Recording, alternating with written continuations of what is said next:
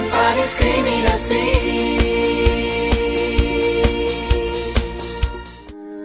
Bagaimana resistensi publik Indonesia terhadap eksistensi kelompok LGBT dibanding negara lain?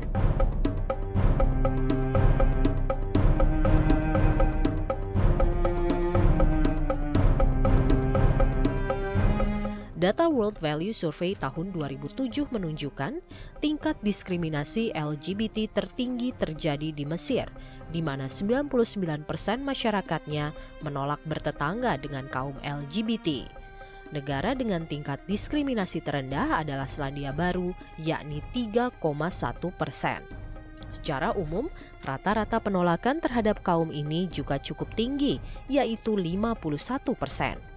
Di Indonesia sendiri, tingkat diskriminasinya mencapai 81,8%.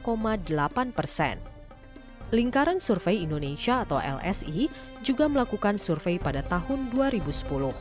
Data survei LSI memperlihatkan hanya 26,1% saja publik Indonesia yang bisa menerima jika mempunyai tetangga seorang homoseksual. Mayoritas atau 66,7% tidak bisa menerima tetangga seorang homoseksual. Tingkat penerimaan publik makin rendah ketika ditanyakan apakah menerima atau tidak jika seorang homoseksual mengadakan kegiatan di lingkungan sekitar.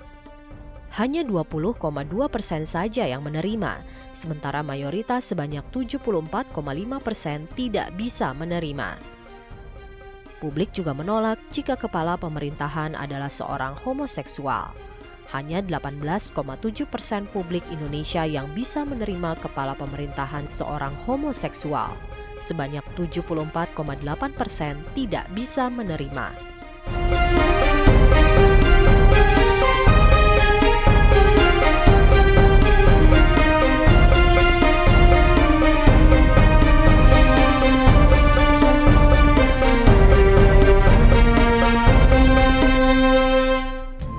Kamu mungkin berhasil menyebarkan teror, tapi kamu tak pernah bisa menghapus warna-warni Indonesia.